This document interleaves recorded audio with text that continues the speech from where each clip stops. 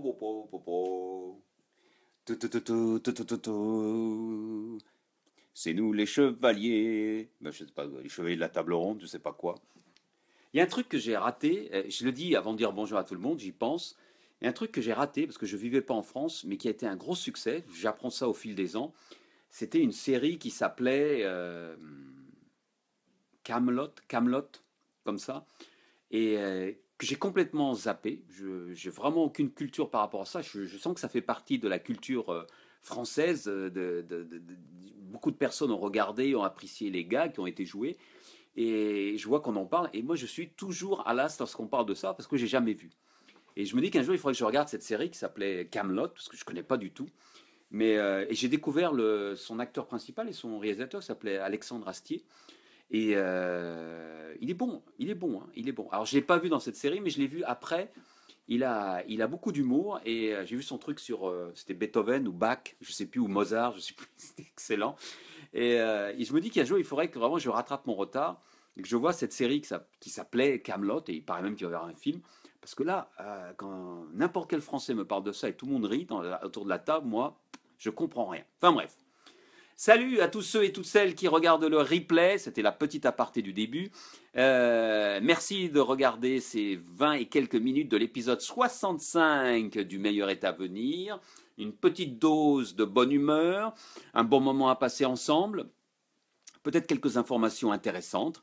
En tout cas, j'espère que cela vous servira. Merci.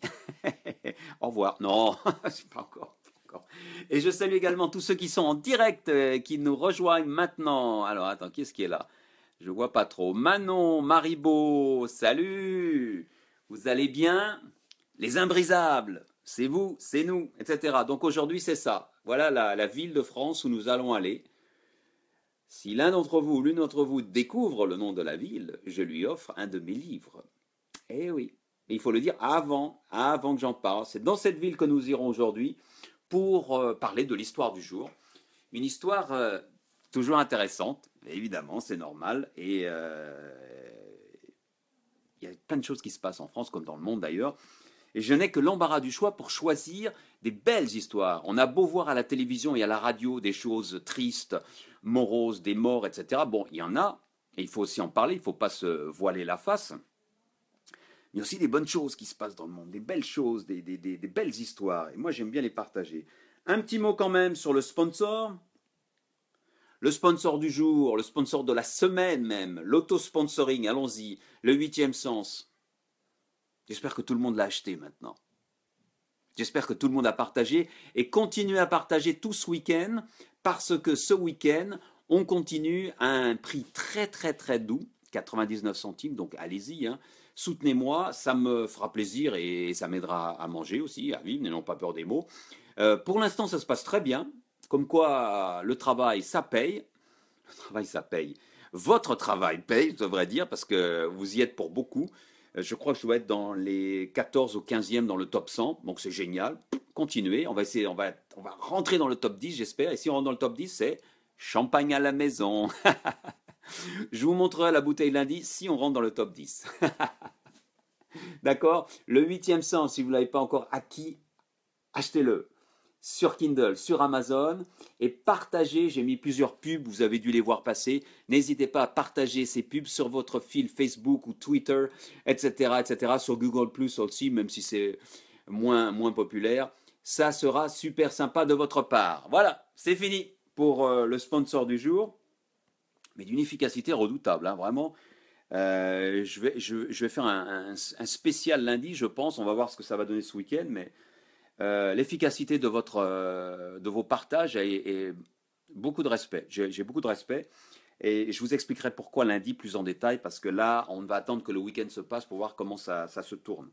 Parce que rappelez-vous, quand j'ai lancé mon bouquin, il y a eu la grosse opération d'Amazon, 300 bouquins à 99 centimes. C'est difficile de s'en sortir lorsqu'on est auto-indépendant ou ce qu'on est auteur indépendant.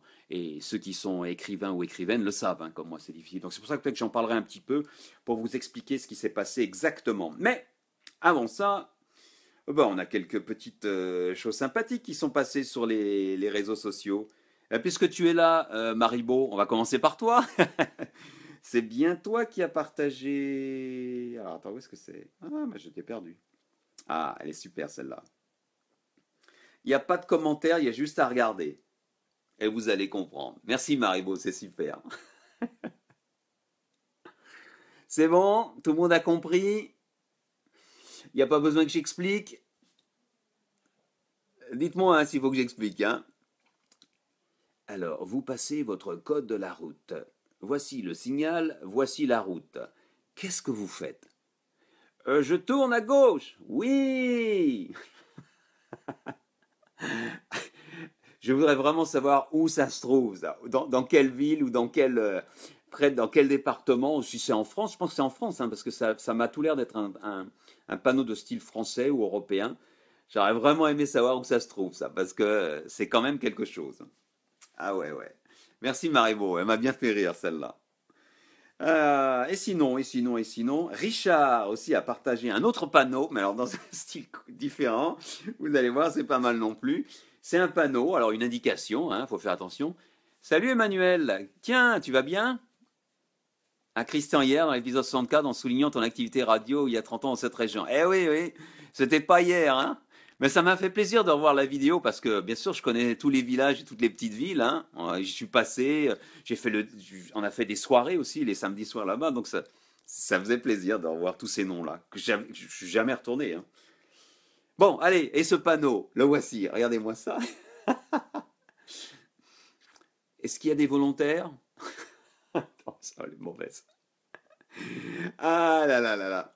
Je me demande s'il n'y a pas eu un ou deux accidents là, à vouloir se mettre sur deux. Merci Richard, elle est excellente celle-là, elle est excellente. Elle m'a bien fait sourire.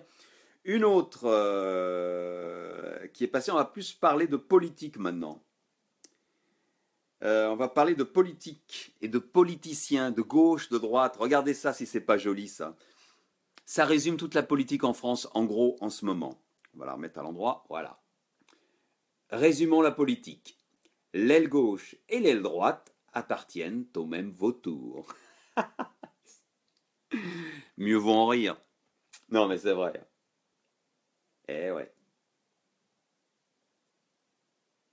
Maintenant, je cours très loin, moi. Ah oui, Manon, tiens, il faut pas... je t'oublie en plus, ouais. C'est toi qui as le moment suspendu du jour. Eh ouais, c'est toi, Manon, qui fait le moment suspendu du jour. Eh oui, oui, oui. Je t'avais oublié. Donc je vais revenir. Où est-ce que tu es passé? Voilà, vraiment que j'organise ça. Voilà. Un joli lever de soleil. Alors je l'ai pris pour deux raisons. D'abord pour le cliché qui va pas bien rendre ici. Il n'est pas très joli. On dirait un peu un cliché de rugby. Désolé de dire ça, mais on dirait les poteaux de rugby et le ballon qui passe entre les deux poteaux. En tout cas, il fallait le saisir ce moment. Et bravo, bravo à toi Manon. Mais j'ai pris cette photo aussi. D'ailleurs, tu en as une deuxième, je crois. Ouais, tu en as une deuxième. Mais celle-là, c'est pas celle-là que je voulais faire. C'était plus ce texte. Parce que sur la photo, quand tu as partagé la photo, tu as mis un texte. Et j'ai trouvé le texte très joli. Et je le partage. Voilà. Sunrise, les couleurs, elles jouent sur nos âmes et nos esprits, apaisantes et réconfortantes. Rien ne vaut l'esquisse chantante d'un lever de soleil hivernal. C'est joli, hein? Bonne journée à tous. Ça, c'est une belle façon. Il y a un amoureux qui doit être content. Je sais pas si, je crois que tu hein? Il doit être content. Hein. Si tu lui dis ça le matin, ça va être super. Oui, là tu as dû vouloir mettre chantante ou qui chante ou un truc comme ça. Mais en tout cas, chapeau, continue. Manon, c'est très, très, très joli. Jolie poésie. Merci bien. Ça m'a fait sourire, mais ça m'a mis du baume au cœur ce matin, tu peux pas savoir. On parle des profs un petit peu. Professeurs. Profession dénigrée, mal payée, sous-payée, qui mériterait beaucoup plus de respect et d'égard. Par contre, professeur, c'est le seul métier où l'on vole du matériel chez soi pour le rapporter au boulot. Euh... Ah là là là là. Il faisait dodo encore maintenant, ton copain. D'accord. Eh ben, tu lui montreras ça. Et tu mérites un gros bisou. Et même mieux que ça. Oui, un salut à tous les professeurs. Tiens, je crois qu'il y a Marie qui est là. Hein. Je crois que c'est toi qui as partagé un like, Marie. Je t'ai pas vu. Merci pour le like et merci pour tous les professeurs. Moi, je vois ça. Avant, je regardais ça un peu de loin. Mais maintenant, vous savez, j'ai mon petit garçon qui va à l'école et je vois tout le boulot que font les profs, professeurs des écoles, de maternelle, etc. Peu importe, ils font un boulot formidable. Ils font un boulot formidable et c'est pas facile du tout, du tout, du tout, du tout. Il faut vraiment avoir, je dirais, la vocation et aimer les enfants parce que bah, c'est du travail, hein, et on n'est pas très bien payé, hein, malheureusement. Espérons que cela change avec un nouveau gouvernement. On peut toujours rêver. Alors, une sur Valls, tiens. Bah oui, il s'est déclaré, hein, c'est normal, hein. Ah, elle est un peu, j'aime pas trop l'image, mais la citation est excellente. Juste de mettre de la bonne humeur. C'est ça, Manon. Hop, on va la remettre à l'endroit. Merci. L'image est... Hâte que le futur ancien Premier ministre nous explique qu'une fois au pouvoir, il va faire ce qu'il n'a pas fait quand il était au pouvoir. C'est exactement ça. C'est Yves Land, hein, c'est son compte Twitter, ça a été repris de Yves Land, qui a vraiment beaucoup d'humour. Mais c'est très juste, c'est vraiment très juste. Alors, ah, bon, la photo en dictateur militaire, bon, un peu à la Pinochet, c'est bon, c'est pas très. Mais ça.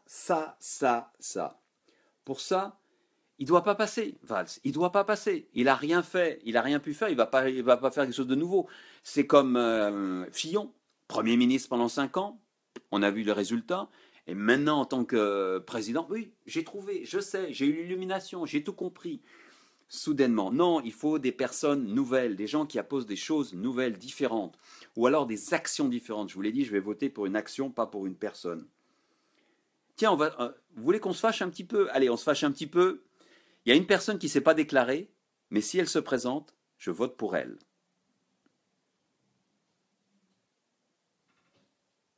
Vous savez qui? Si vous connaissez mon passé, vous savez qui. Elle ne s'est pas déclarée. Alors, bah, je crois que c'est fini, on a fait le tour un petit peu. On a tout fait. Ah oui, il y en avait encore une que je voulais partager. C'est celle-ci, parce que ça correspond exactement à ce dont on va parler. Calais, vous voyez l'image, en pensant à l'ancienne, hein. Hollande, Sarkozy, Juppé. Ouais, c'est bien Marek, c'est Marek qui l'a fait. Oui, l'idée est belle, mais c'est pas la réalité. Hein. Les deux là, ils ont des retraites superbes, hein, les anciens présidents, et puis lui, c'est un ancien premier ministre, donc ils sont pas à plaindre, c'est pas ça du tout. Bon, je sais ce qu'il a voulu représenter, mais bon. Et puisqu'on parle de Calais, on va parler. L'histoire du jour, c'est encore non pas Calais parce que c'est fini. Et vous avez remarqué, on ne parle plus des migrants. Les migrants ont été dispersés dans 167 centres d'accueil et d'orientation, ça s'appelle, avant de passer au statut de réfugié ou etc. Ils remplissent leurs papiers, là, ils passent quelques temps là-bas. Je vous expliquais déjà la procédure. Il y en a 167 en France. Et on n'a pas vu il n'y a pas eu d'émeute, il n'y a pas eu de violence. Enfin, moi, j'en ai pas entendu parler. Il y a peut-être eu un ou deux problèmes quelque part, comme partout. Hein, tout le monde n'est pas parfait. Mais dans l'ensemble, je trouve que ça s'est vraiment bien passé.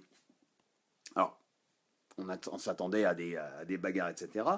Eh bien, il y a aussi dans cette petite ville, dont je vous ai montré le blason tout à l'heure, cette petite ville s'appelle Croisille. C'est au sud d'Arras, c'est à 100 km de Calais, donc vraiment pas loin de la jungle. Eh bien, au début, ils ne devaient pas accueillir de migrants. Eh ouais, ils ne devaient pas accueillir. Et puis finalement, ils en ont accueilli. Parce qu'on voulait épargner ceux qui habitaient près de Calais, en quelque sorte. Qui n'étaient pas trop loin de Calais. Puisque Croisy est une petite ville à une centaine de kilomètres de Calais. Et mais finalement, ils en ont accueilli. Alors Croisy, c'était une ville qui n'avait jamais entendu parler de migrants. Et pourtant, ils n'étaient pas loin. Mais ils n'en avaient jamais vu. Et le maire, donc, a appris qu'il allait en accueillir une trentaine. Il a dit oui. Il a dit, bah, on va les accueillir, on va faire notre devoir de citoyen, France, pays d'accueil, etc. On va les aider à, à retrouver un petit peu goût à la vie, à se reconstruire et peut-être après faire des papiers pour devenir un réfugié officiel ou alors, bah non, repartir chez soi parce que c'est pas possible pour X et X raisons, parce qu'il y a quand même des enquêtes qui sont effectuées. Et le maire s'appelle Gérard Duet. Et lorsqu'il a accepté, qu'est-ce qu'il a dû subir? C'était en octobre. Il y a une partie de la population qui a dit oui, il faut les accueillir, mais une partie de la population qui a dit non. Et moi, j'aime bien saluer, c'est la troisième ou quatrième fois que je parle d'une commune qui accueille des migrants, parce que je veux montrer que les Français, eh ben, en grande majorité, sont pour l'accueil et pour aider, et savent ce qu'est la compassion, l'aide, l'empathie, la bienveillance, ce dont je parlais déjà hier, et que nous en avons tous et toutes, et qu'il faut savoir la donner. Rappelez-vous ce que je vous ai dit hier, il faut savoir dire non aussi, n'est-ce pas Maribo? Il faut savoir dire non, il y a une limite, il faut définir ses limites, mais lorsqu'on a bien défini ses limites, on peut offrir du bonheur, de la compassion, de l'aide, etc. Et c'est hyper important parce que c'est ce qui crée le lien entre les êtres humains. Dans la race humaine, quand même, c'est important. Et donc ce maire, Gérard Duhet, le maire de Croisy, petite ville de 1500 habitants, accueille une trentaine de réfugiés dans l'ancienne maison de retraite qui a été réouverte, réaménagée pour eux. Et après 2 mois, enfin en gros à peu près 2 mois, salut Nadine, tu vas bien? Et après 2 mois, bah alors qu'est-ce qu'on peut dire? Mais c'est terrible. Mais après 2 mois, il y a eu des émeutes, il y a eu des attaques à main armée, il y a eu de la violence. Croisy est à feu et à sang. Je vais y arriver. Ben non, bien sûr, bien sûr, bien sûr. Tout s'est très bien passé. Et il y a eu au début une partie de la population, et c'est intéressant, et c'est pour ça que je voulais en parler, une partie de la population qui a dit non, et qui tous les jours est venue manifester devant la maison de retraite où était cette trentaine de réfugiés, qui n'osaient pas sortir bien sûr, en disant non, on ne veut pas de ces migrants à Croisy, renvoyez-les. Évidemment, parmi ce groupe de personnes, il y avait des gens qui n'étaient jamais venus à Croisy. Tiens, comme par hasard, d'où ils sortaient? Vous savez, ces groupes qui essayent de monter, vous voyez, plutôt d'extrême droite, qui essayent de monter les habitants contre et d'essayer de les pousser. Heureusement, ça s'est calmé rapidement. Pourquoi? Parce que les gens se sont rendus compte que ces personnes, ces migrants, et, ces réfugiés ne voulaient aucun mal à personne. Et qu'ils étaient même intimidés, et ils ont pris à cœur d'essayer de s'intégrer à la population, surtout de leur montrer qu'ils leur voulaient aucun mal, que eux ils fuyaient des problèmes dans leur pays, et qui soit ils voulaient avoir une meilleure vie, on espère tout ça à chacun de notre niveau, et etc., etc. Et au fil du temps, les liens se sont arrangés. Et des gens qui étaient contre, eh ben après, se sont amadoués, sont même venus les voir. Un grand-père qui est venu, qui était absolument contre, qui était un peu d'extrême droite, et qui est venu les voir avec son petit-fils, et ils ont joué au ping-pong, enfin des choses. Il y a de belles histoires qui se sont passées à Croisy, et c'est magnifique ça. Mais ça, c'est qu'une facette, ça. Il y a plein de choses qui se sont passées à Croisy. Il y a même Valls qui est passé, vous avez peut-être vu le reportage, mais ça je passe parce que c'est Valls qui va à Croisy voir les migrants, c'est plus pour l'élection, hein, ça, on n'a même pas besoin d'en parler. Salut Sophie, c'est gentil de passer dire bonjour.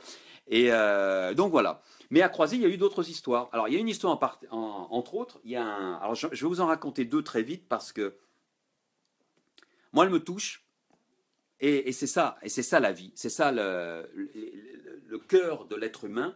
Il y en a deux très différentes.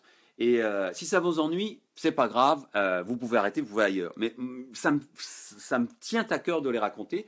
D'abord, l'histoire de ce garçon. Ce garçon, il s'appelle Ismaël. Donc, il est ici, dans le centre de retraite de Croisy. Et des 30, c'est le seul qui parle français. Les autres sont en train d'apprendre le français avec des volontaires de Croisy, des bénévoles qui viennent les aider, etc. C'est formidable. Et d'ailleurs, est-ce qu'on peut encore les appeler migrants? On peut plus maintenant, hein. Il doit y avoir un nom. Je vais dire réfugiés, mais réfugiés, bon, on va dire réfugiés. Ils aident au marché, des choses comme ça. Ils sont très sympathiques. Tout n'est pas parfait, hein, bien sûr. Mais Ismaël, lui, était le seul qui parlait français. Donc c'est un peu le gars qui fait la liaison. Il a raconté son histoire. Il a raconté que ça fait 7 ans qu'il a quitté son pays. 7 ans. Il est originaire du Niger, de Niamey. Il a expliqué pourquoi il a quitté son pays. Il a quitté son pays parce qu'aux alentours des années 2000, au début des années 2000, enfin à la fin des années 90, c'est la météo qui a changé. Là, c'est même pas un conflit ou quelque chose, c'est la météo. La météo a changé, c'est devenu beaucoup plus chaud. Les pluies n'ont plus été, comme d'habitude, étalées sur le temps, mais sont arrivées en grosses averses et après plus rien. Donc l'agriculture s'est écroulée dans la région de Niamey. Et ben, il avait faim. Et pour manger, ben, il a dû partir et quitter Niamey. Ou à Niamey, je l'ai même noté, imaginez-vous, il avait de l'eau. De l'eau, vous savez, quand vous tournez le robinet chez vous, hein, dans la salle de bain, vous y allez maintenant, vous tournez, il y a de l'eau. À Niamey, à l'époque où il y était, je ne sais pas maintenant, il y avait de l'eau. Il n'y avait pas d'eau de 7 heures jusqu'à minuit. De 7 heures du matin jusqu'à minuit, il n'y avait pas d'eau. L'électricité, quelques heures par jour. Donc évidemment, dans ces conditions, on va chercher quelque chose de meilleur. Il a fait tout un périple pendant 7 ans. Il a travaillé dans différents pays. Entre autres, il a travaillé en Libye. Et puis finalement, après la chute de Kadhafi, eh ben, il est parti, il a pris le bateau, etc. Et il est arrivé à Calais, dans la jungle. Et maintenant, il se trouve ici même, donc dans ce centre de Croisy. C'est le seul qui parle français. Mais ce qui est incroyable avec ce gars-là, c'est qu'il a plein d'idées. Il a envie de faire plein de choses pour son pays. Il veut reconstruire l'agriculture en utilisant l'électricité aussi, les panneaux solaires. D'ailleurs, il y a un autre reportage qui est sorti sur un autre pays. Mais il est plein d'idées, ce garçon. Et moi, je trouve ça formidable après tout ce qu'il a vécu. Bon, ça, c'est une histoire. Et puis, il y a une autre histoire, parce que dans cette trentaine de migrants qui sont arrivés à Croisy, il y avait un groupe qui avait commencé à faire du théâtre. Eh oui, ils ont commencé à faire du théâtre. La majorité sont des Africains, il y avait quelques Afghans, du Soudan en particulier, et ils ont commencé à faire du théâtre. Et qu'est-ce qu'ils ont fait dans leur pièce de théâtre? Ils ont monté une pièce de théâtre. Après, à Croisy, ils se sont fait aider par des animateurs, des experts, des metteurs en scène locaux, des animateurs, et ils ont fait une pièce de théâtre pour expliquer leur voyage. Et ça s'appelle To Be or Not. Et elle a été montrée déjà à plusieurs endroits, en particulier à Montreuil. Il y a un reportage qui a été tourné, cherchez sur le net, vous le verrez cette vidéo. Et les gens, lorsqu'ils regardent cette pièce de théâtre, qui dure une trentaine de minutes, elle est très courte, où ils voient ce qu'ils ont vécu, et ils sont en train de le jouer devant eux, donc ils l'ont vécu, donc ce sont vraiment les meilleurs acteurs pour ça, les gens sont soufflés. Et tout de suite, après la pièce, ça change le regard qu'on a sur les migrants. Et moi, je trouve ça formidable. Magnifique initiative. Ils vont encore jouer dans d'autres villes au fil des semaines qui viennent, et sans doute en janvier-février, puisqu'ils vont rester que 6 mois dans les centres d'accueil et d'orientation, les CAO. Ils peuvent rester que 6 mois et ensuite ils vont être réorientés. Mais enfin voilà, tout ça pour dire que lorsque je vois des images comme celle-ci, et là c'est mon petit coup de gueule, même si on est de bonne humeur, des milliers de migrants bientôt logés dans nos communes, c'est fait, les vénards, pour manger merci, ça c'est supposé être un SDF, ça c'est de la désinformation. C'est de la désinformation, renseignez-vous, il y a de la place pour tous les SDF. Il y a des lits et de la place. Le problème, c'est qu'il y a des SDF qui ne savent pas où aller, ils ne savent pas, ils ne connaissent pas les adresses, ou alors ils ne veulent pas y aller. Donc, je ferme la parenthèse, mais halte à la désinformation, et prenons le côté positif, les belles choses qui se passent avec toutes ces actions qui ont lieu partout en France, dans ces 167 CAO qui sont dispersés en France, ça fait du monde. Et il y a plein de belles choses qui se passent, et on n'en parle pas assez, je trouve, on se focalise trop sur les élections présidentielles. Voilà, c'est mon petit coup de gueule aujourd'hui, mais c'est pas grave. On est toujours de bonne humeur, parce qu'il y a toutes ces belles histoires qui se produisent. Si vous en voyez, partagez-les, parce que je suis très friand de ça. Alors, pour se quitter, la phrase du jour. Ah, on en a plusieurs là. Et puis un petit rappel, tiens, ça ne nous fera pas de mal. Le sponsor du jour, le 8e sens. On est en bonne position, là j'ai pas regardé où on en est pendant le direct. Tout à l'heure on était à la 13e position, un truc comme ça dans le top 100. Donc ça continue, n'hésitez pas à partager tout le week-end, à l'acheter si ce n'est pas fait. Je compte sur vous, soutenez-moi. Et puis voilà, peut-être que lundi on sabrera le champagne, on sablera. C'est sablera hein, la vraie expression. J'espère en tout cas. La phrase du jour, la voici. Elle est partagée par Suzy, l'habituée des phrases de fin. Merci Suzy, sans toi je ne sais pas ce que je ferais. Elle est de Sénèque, celle-là, elle est très belle. Hâte-toi bien de vivre et songe que chaque jour est à lui seul une vie. C'est joli. Ne reportez pas au lendemain. Agissez le plus rapidement possible. Surtout pour les choses dont vous avez envie. N'attendez pas. Ne reportez pas, n'attendez pas le meilleur moment. Comme moi, publier un bouquin, on attend, on relit, on recorrige, etc. Et finalement, le bouquin, il sort jamais. Et tant qu'il sort pas, ben, on ne saura pas.